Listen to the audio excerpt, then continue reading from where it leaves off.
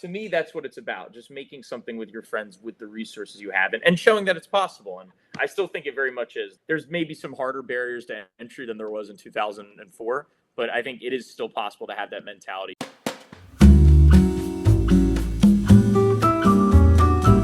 Lissa and Mike, how are you guys? Good. Doing well. Doing really good. Thank you for having us here. Oh my gosh, it's my pleasure. So, maybe like 6 weeks ago, we met at the Brooklyn Film Festival at the opening ceremony.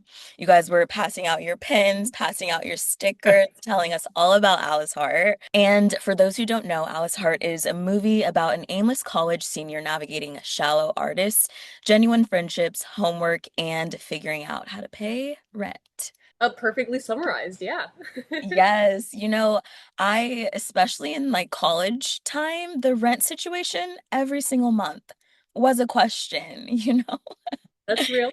Yep. That feels real even now sometimes, but That You was when I know, was when I was writing it. It was real. Yeah, it still is.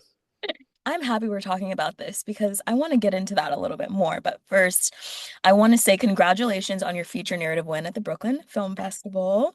thank you so much. Thank you. And you guys are having an amazing film festival run. So I want to say congratulations on that as well. Thank you. Thank you. That means And a I lot. want to also ask, who is Lissa and who is Mike? Hmm. Whoa, those are really loaded questions. Yeah, gotta think about that. Yeah, I'm just a girl who likes to make movies. At the Mm. end of the day, I don't know. I feel super lucky to have the friends that I do.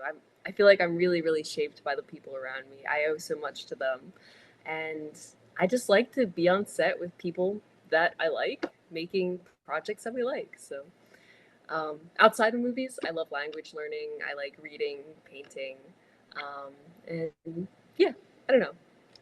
Yeah, the Perfect. full summary. I Yeah. gotta follow that. I gotta talk about everything. Who is Mike? Who am I? Well, I would say I'm primarily a screenwriter with some strong South Jersey roots. I'm very interested in showing the places that I grew up, down the beach, Philadelphia, things that are very true to my core. I would say. Similar to Lissa, I am blessed to just do movies as my full time job, I suppose. Doing sets, and I love just getting on set, whether I'm the writer, director, the PA, whatever. It's just just such a great and unique experience to have film sets as something to look forward to. They're artistic hangouts in a way, glorified Yeah. hangouts. Totally. Yeah, I mean, outside of film, I love music a lot. I love singing and writing lyrics. I'm in a small little lo-fi band with my roommate Adam, Okay. my other closest collaborators, and yeah, I mean, outside of all that, artsy stuff, I enjoy going down to the beach, hanging out with friends, going to a late night diner, and playing a good game of mini golf during the summer. Oh my Renaissance. God. So you definitely just described Long Island Beach? Mm-hmm. Oh my God, real fan. Wow. Yeah. Yeah. Oh my God. I love how like collaborative. I feel like this set is very comfortable, you know? I felt that with both of the films. And I want to know how you guys met. Yeah.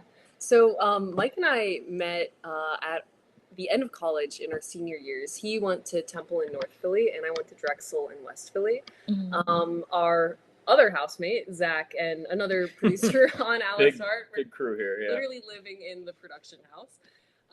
He casted me in his senior thesis project, which is where I met Mike, I met Adam, I met Zach, and I met pretty much everyone we're working with now. Yeah. So we all Nice. met in Philly and we all moved up to New York together.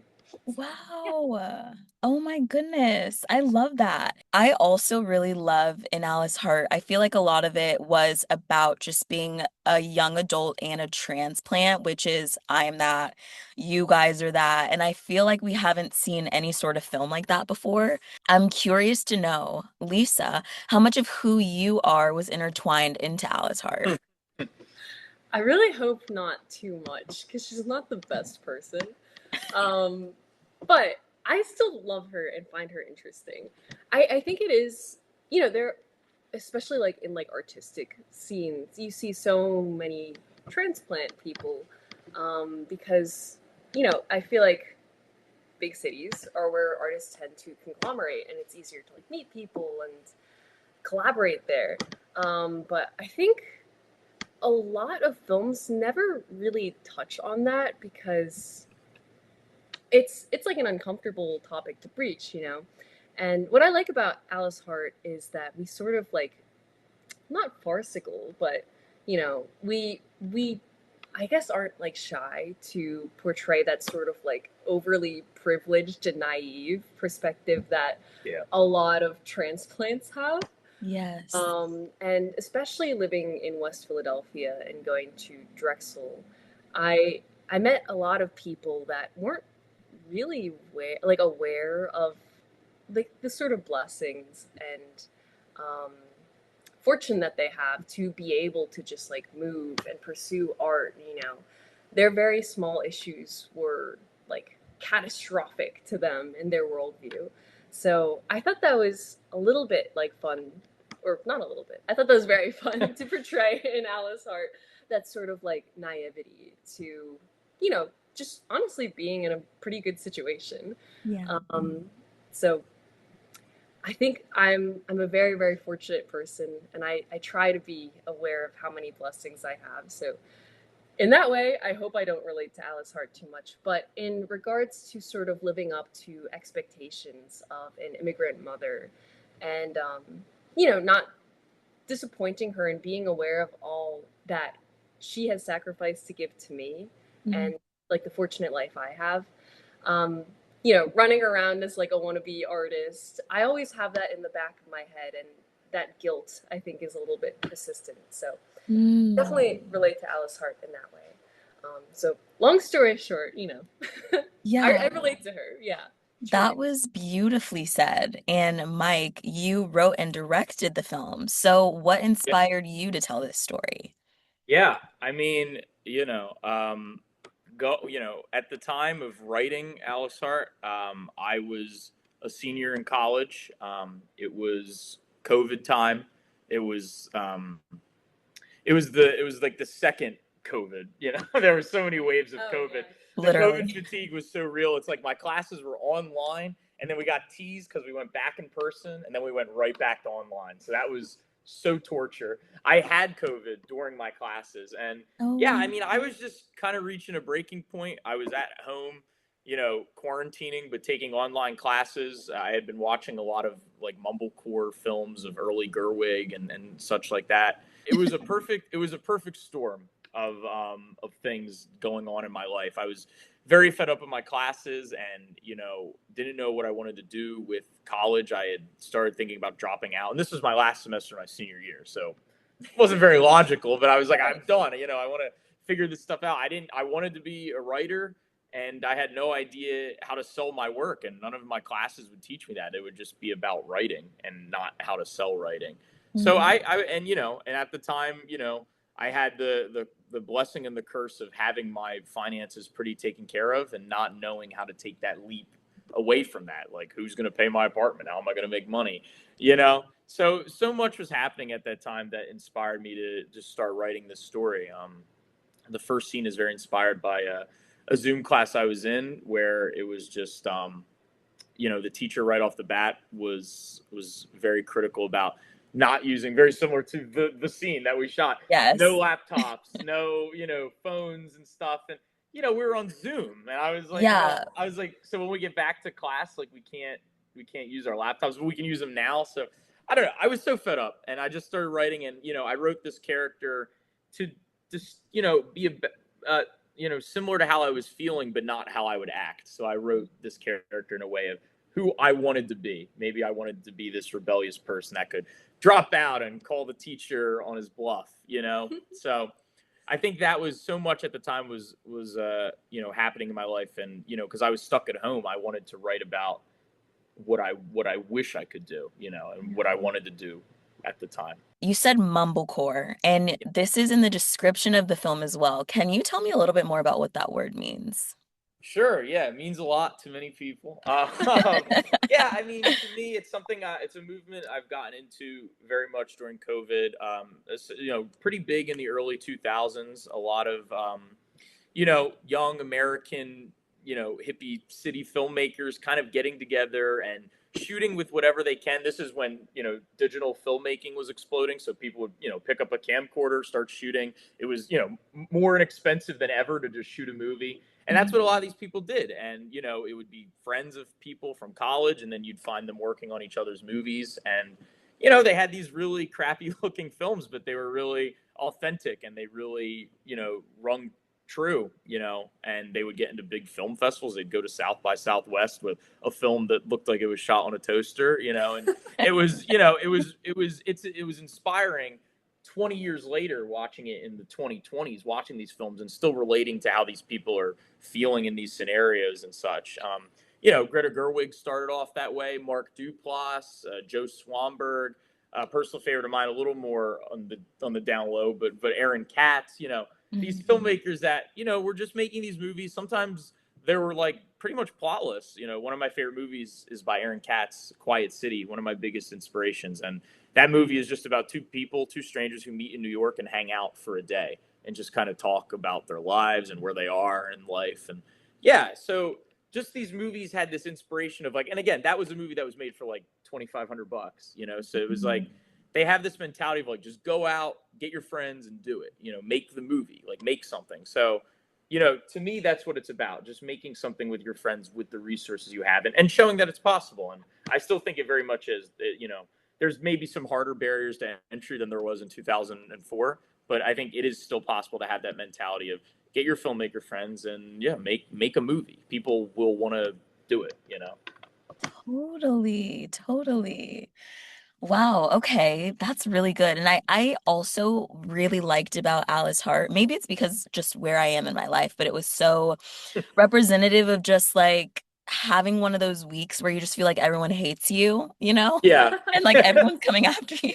So there's a question that I have about Alice Hart and Tony's relationship, and it has to do with a lot of discourse online right now. So there's a lot of conversation around people of the opposite sex dating the opposite sex, but like being friends, wanting to know if that's a possibility. Do you guys think that that's a possibility? I really think so. I'm not friends with If you're her. single, if you're single. Yeah, I do hate Mike, but yeah. I think it's possible. No, yeah. Growing up, I guess I was like a little tomboy growing up, Mhm. so I had a lot of male friends, and I always felt it was very platonic. I don't know. I've never had that issue, but Yeah. watch Harry Met Sally. They say that's not true. Yeah. Yeah. The movie that tries to answer the question. Yeah. Right. I just felt like Tony had so many like underlying feelings for Alice Hart. I feel like it's true for Alice Hart, you know? I feel like she could navigate that so well, but for Tony, even in Alice Hart and Long Island Beach, there's just like always that little thing with that Always character. doing it to Tony. Yeah, Yeah. Tony's just got that sparkle in Tony's his in eye. love. I think it is, you know, starkly different for men and women like view on this. I think for men it is possible, but it's a lot harder. I think Mm. to look past attraction. I think because it's so easier for guys to just fall in love with anything, and anyone, So I think that's what something we were trying to explore with this film, where it was like, we wanted a friendship and stuff, and inevitably, of course, those questions are still going to come up, right? Mhm.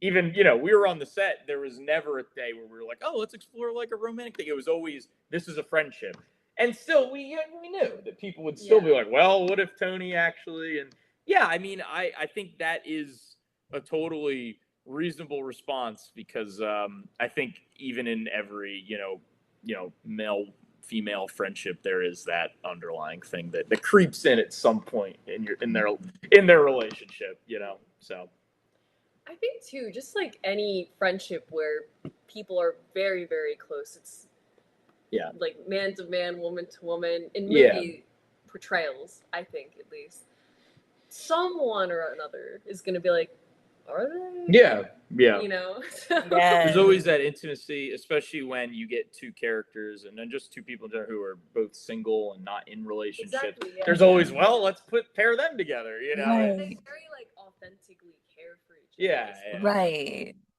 I think, yeah, it's like, even like one of my favorite movies, Look Back, is about like two young women that are just like the closest friends ever, but everyone's like, is it romantic? And I'm like, hey, I love that idea, but I think like it is also a disservice to like underplay just how important like platonic relationships are too, by trying to turn like every platonic relationship romantic. I think I think friends are really, this is like a cliche statement, but like friends are really important in your life, you know? And I think like genuine friendship is very beautiful and really hard to find. So I think, you know, we shouldn't try to force it all to be romantic. I don't know. I think Alice Hart also is so in her own world that it does not even cross her mind. Yeah, I think truthfully. It's funny you mentioned, because I think most people are like, oh, maybe something with Tony, you know, but no one ever thinks, well, maybe Alice Hart. It's always like,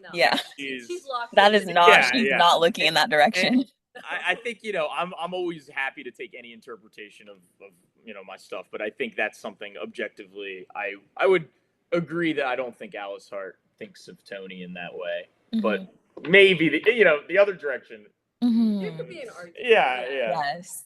I think like some people too are like, well, you know, me, at least as an actor, I feel like she's very focused on herself and trying to succeed. She has his whole life. Truthfully, the Lyman thing, it's more just a response to rejection. And not genuine love. Again, why they shouldn't be together. But I don't really think she's looking for a relationship. I think she's just, in regards to her relationship, trying to prove like, you don't want to break up with me. I'm awesome, actually. So just another crash out moment for her. So the reason I asked is because I did see Long Island Beach, and there was a part in the short where Tony said, I wrote it down, I picture a world where you're not with Adam and I'm not with Ellie. And those are the only two names that are different. I was like, is this the MCU? Like they're in a different universe right now. Alice Hart is a different universe. So I wanna know your thoughts on that a little bit more. Yeah. So, you know, that's interesting because, that was the cap on like a trilogy of beach films I had done each year in college, because my goal has always been make like a movie a year. So it's funny though, I wrote Alice Hart first actually and wanted to shoot it. I wrote it in the winter of 2022 and I wanted to shoot it that summer. And, you know, I'm glad I didn't, because at the time, you know, I had maybe more access to locations and stuff because we were all in Philly at that time, you know, at Temple and Drexel and all that. But it was just it would be too much with graduation and classes. And, you know, at the time I didn't have the money or any connection that I ever experienced. So Long Beach Island, LBI, was written after Alice Hart, and with the idea, okay, we'll shoot this instead this summer. And there was always this idea, and I think even the cast and crew were told about this. It was no secret. It was like, this is the test shoot. This is the proof of concept for Alice Hart. It's the same exact cast. You know, I had never worked with Lissa on a set before as a director, and I had never directed any of those people in the film. I was friendly with all of them. You know, Lissa was who I knew the least at that point. So the point was like, it was like, we'll shoot this and, you know, we'll see how it feels. And it felt good. And then, like literally a vibe check. Yeah. So it was, you know, it's a different story and a different direction, but, you know, at its core, it's kind of a test to see what is the chemistry with these characters. And it felt really good. And that, you know, gave us, I think, the confidence 2 years later to shoot Alice Hart with, you know, the same cast, you know, in slightly different roles, but like you said, the Alice-Tony friendship. I mean, her name is Alice in both films. You know, that, and Tony in both films. You have, you know, the relationship with the ex, and you have the other friend who's like a little bit of an outsider. So a lot of that was the test. Now, if it's in the same universe, I don't know. I'm not a big like Marvel like cinematic universe. I think they're separate worlds. I've always seen it as separate Totally. stories. I mean, if people want to watch it and be like, oh, that Adam changed his name to Lyman and then moved, but Yeah, Alice too, between the two yeah, are very so different characters. different. Tony's kind of Tony's a the little same, similar. Yeah, just he more not as responsible. confident, I would say. And Yeah. yeah, all the characters are. I would say Adam is the most similar between both characters. Mhm. Yeah, I've always treated them as separate films, but almost as if LBI was the spec project for Alice. It was like a proof of concept, kind of like I don't know, like when you see like directors, they do a 30-minute version of a movie and then, 2 years later they make a 2 hour like real version or something. That's how I've always seen it. It's kind of like the test to the bigger, vision. Yeah. Do you have anything to add, Lissa? Mike's annoying. He took my answer. Yeah. No, I think that the characters have a lot of similarity, especially in that half the cast share the same name. Yeah. I at least like speaking from my perspective, I think the Alice versus Alice Hart characters are totally different. Yeah. I think Alice from LBI is quite domesticated. Yeah. Vaguely subservient. I don't know. She's a lot more mellowed out than Alice Hart is. Right. And we will joke about the Mike Macera cinematic universe. Yeah. Because it's true. I mean, I like to use a lot of the same actors, and that's my goal going forward, I think. But I think I always see them as different characters, even if they're same actors. We love to cast Tony as a guy named Tony. Yeah, Tony always has got to be Tony. That's who he is, So yeah. And you made a cameo in LBI. Was that your first time doing that? I've acted in stuff before. I'm preparing to act in more stuff in the future, so I'm excited about it. It's never been my main, bread and butter, but something I've mostly just done for friends, appeared in films and little cameos or little roles. And yeah, I enjoy it quite a bit. I had a lot of fun with LBI playing that character. I mean, LBI was a very loose project. So, we kind of just went in and wasn't really a script, there was an outline. So kind of just had a good time. And then, did the same thing for Alice Hart, and it was a little more scripted. And I don't know if I'm going to keep doing that. Truthfully, I found that I had a much better time just directing other people than when I had to direct myself and Lissa and other people. It was a little bit like once it became more scripted, it became a little bit overwhelming. So I think, it's something I'd be down to do. I don't know if I will be back in my own directed films in the future. Right. Is that difficult? Because I know on IMDb it says it was more collaborative writing. You said it was like more of an outline than a script. Yeah. But you're wearing several hats. So how does that work on set and on those days that you're shooting? Yeah, I mean, Alice Hart was the least hats for me because I was just writer director and that was all I had to do. Leading up to the set, I was helping produce and helping with everything. But once we got to set, I mean, I was pretty much that. I mean, with our sets, people were wearing a lot more hats than me. Adam, who plays Lyman in Alice Hart, was also the AD. So, he'd be acting 1 minute and then the scene he's not in, he'd be keeping track on schedule. And we'd have Zach, who would step into AD when Adam was acting. So, a lot of people were wearing more hats that were much more difficult to juggle and not something I would even be able to handle. So, I think speaking on the many hats, I found that when acting and directing at the same time, for LBI, it was fun because all I had to do for that character was just be like a shithead, basically.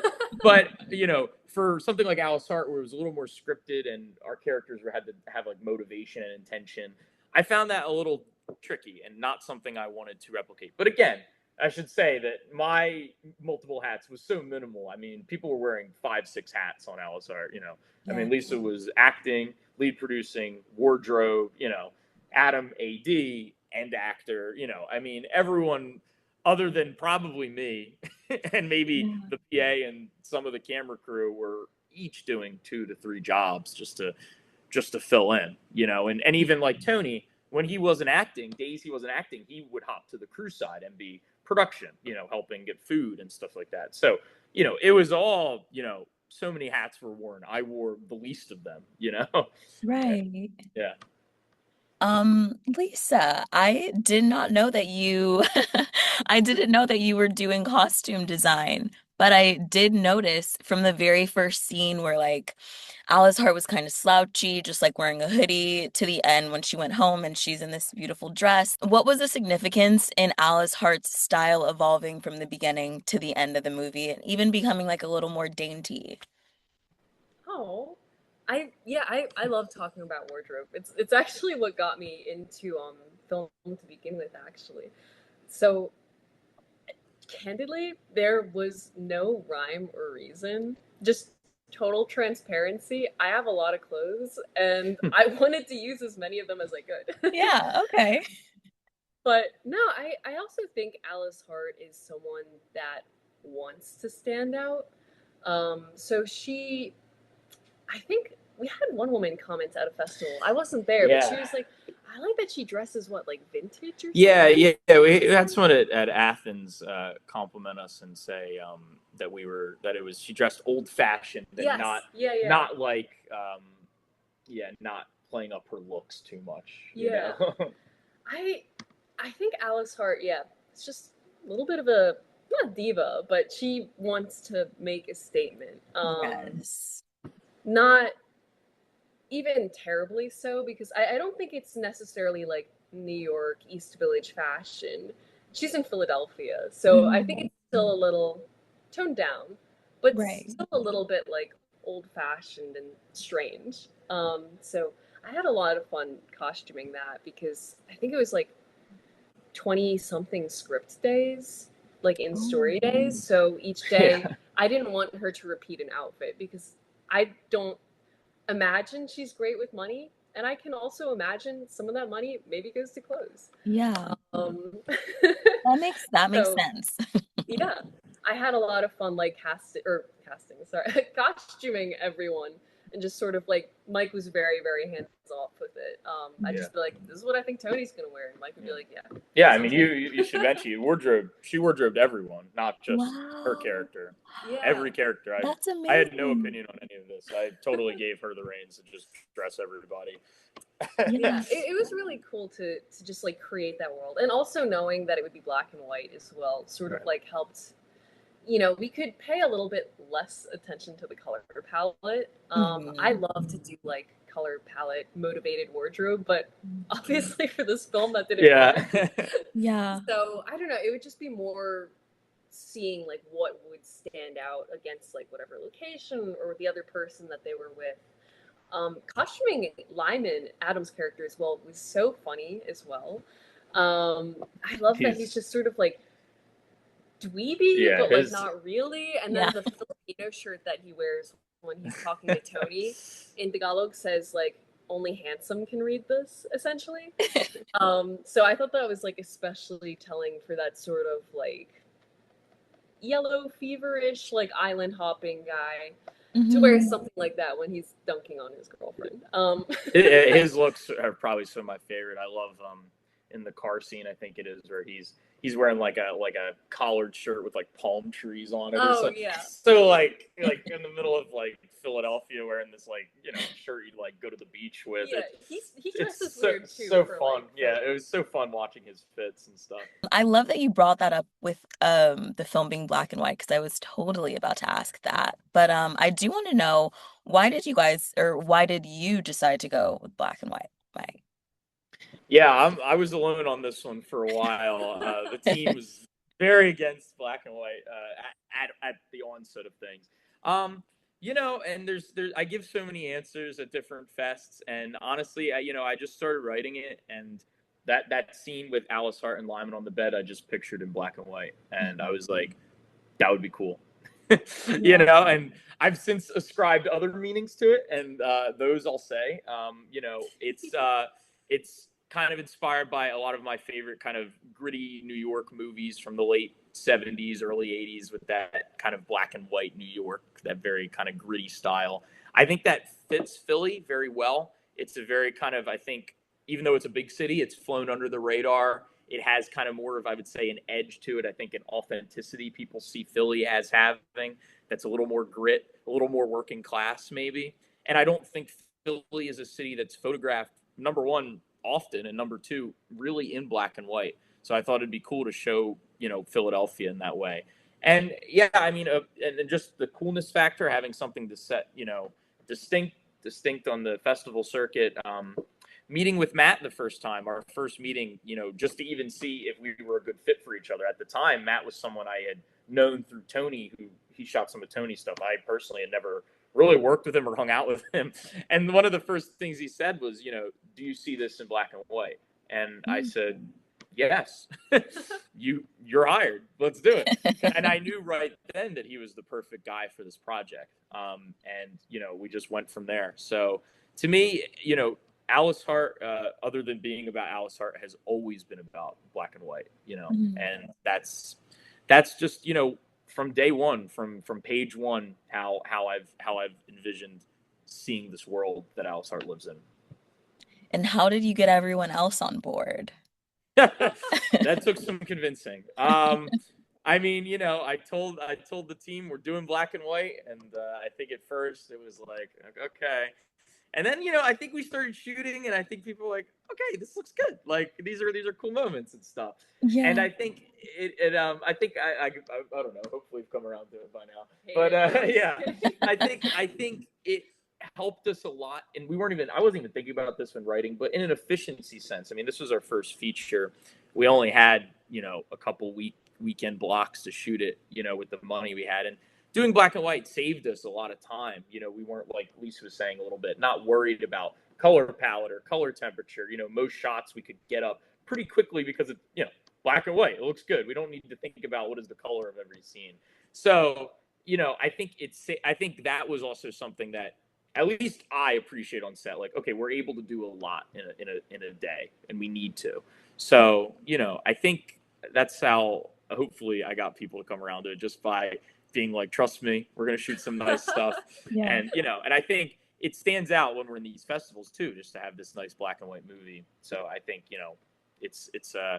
I think people have come around to it. I certainly have always been into it, and I've always stood by it, and I'm proud of, seeing it through. We do joke that we're gonna have a producer's cut in color.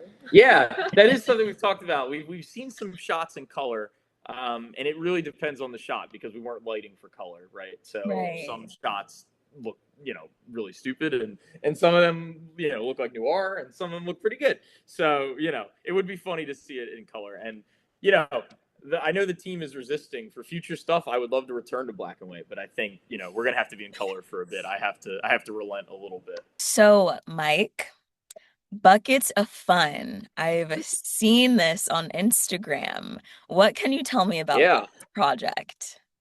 What can we tell you? Well, we can tell you it's our next project.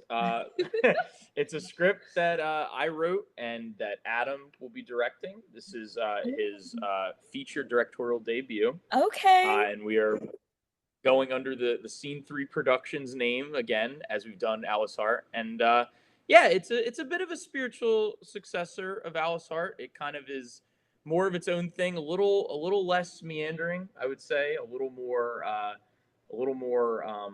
relationship heavy even, and very kind of just different rhythm to it, I would say. It's kind of a story that once it starts, it never stops going, basically.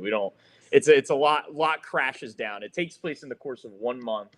And it's about a young woman who's a little different than Alice Hart, Marley, who is kind of a little lost and not really sure. She's in a weird friend group where everyone's older than her and everyone can like drink but her, and she, a new guy comes into town and sublets her best friend a room in her best friend's apartment. And he's an older actor in his 30s, and he has this kind of confidence to him that is alluring to this group. And what we can say is from there, it all unfolds, and there's a little bit of chaos. There's a love triangle. There's there's a lot that goes down in this short month while this room is being subletted, and this guy goes on a bit of a tear through this friend group. So Yeah, it's our new film. We're super excited to get shooting. Our goal is to shoot in the winter, in some weekend blocks similar to Alice Hart. We have an Indiegogo right now, a fundraising campaign that we've launched to raise funds for this, similar to what we did with Alice Hart. It's going to be very similar, grassroots and private donations, and yeah. So we're very excited to get into production with this film. This is a script that I wrote about 2 years ago, and I outlined the story with Adam, and was just inspired by one of our friends, Kelsey, who is playing Joan and will be playing lead in this as Marley. She had met her current partner, she said, because he was subletting a room in her friend's apartment, and I thought, wow, what a good way to meet someone. That's interesting. So kind Yeah. of built on. It's going to be similar faces on the cast and crew side.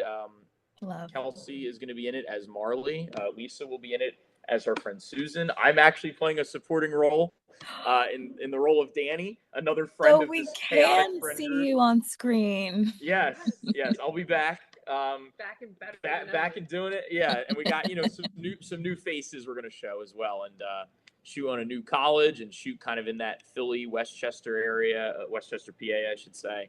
Mhm. So yeah, it's a very exciting project. We're really looking forward to it. It's very fast paced, and I think Adam has said he's much more about sticking to the script and doing a little less improv, more kind of laser sharp focused. So I'm interested. We're very interested to see how this one's going to play out, and how it's going to be stand on its own in many ways. Yeah. That sounds great. It sounds like you guys again are being relatable and telling those stories that kind of don't want to tell on screen. So Yeah. I'm more than excited to hear about that or see about that. What can we look forward to next from you guys? Even as far as film festivals go. Yeah, so Alice Hart is still waiting to hear back from many handfuls of festivals. Mhm. Our world premiere was at Slamdance, and we are hoping to continue our festival run domestically until about January, then internationally, maybe a couple months after the start of 2026. Next, we will be screening at Asian American International Film Festival, which is really, really cool and validating for me to see. Yeah. Being a half Asian filmmaker, it's really, really awesome to be able to screen our movie at the US's oldest Asian focused film festival. So we'll be there August 10th. And after that, it's a little bit of a waiting game as we Yeah. wait to hear back from other festivals. I'm really excited to find out where our international premiere will be. Mhm. Whenever that's established, Yeah. we'll be spamming it absolutely on our Instagram. You'll know. Yeah. So we do post all of our updates on our website, on our Instagram. We're always spamming it on our personal socials as well. So Yeah. Alice Hart still has a long future for it, and a long life to live, but we are excited to continue working on other things as we're waiting to hear back from festivals. So Yeah, I'm a writer first and foremost, and I've written many scripts since we've wrapped on Alice Hart, and continuing to write many more. Buckets of Fun was one of those kind of scripts written right before we began shooting Alice Hart. Kind of revived it as after we wrapped. So yeah, we're always looking to the ahead to the next project, and we're gonna try and keep up a yearly tradition here, I think, and see what we can Yeah. pump out. Trying to do a movie a year would be ideal. Yeah. Oh my Keep our names in the goodness. circuit. Yes, why not? Well, I will drop you guys' Instagrams, the Indiegogo, and the Alice Hart website in the description so people can find you. Please, if you are feeling generous, donate to a great indie film. I think that's all I've got for you guys. Great. Yeah, thank you Thank so you. much. I really appreciate it. You are also so crazy well researched. Yeah, I thank was you. like, whoa, Coming you knew prepared. about Yeah. LBI. Whoa. Yeah, OBI is like a trade. Yeah, that's like a low key one. Yeah. Yeah, I True found fan. that on your Instagram or your YouTube. You both have YouTube channels. Yeah. Oh yeah. Yeah. I like that's like one of the few films from college I still like to keep up. I'm like, oh, that one's okay to show. Yeah, that one's It's aged fun. all right. Yeah. It's also like our origin story Yeah. almost. It's like what brought us all together and like what showed us like we're good collaborators, Yeah. I think. It'd be Yeah. cool for the the Scene 3 fans if they start digging to be like, oh, all right, there's a I movie. know. It'll be like 20 years down the line and people are going to be like, Yeah, so yeah. LBI.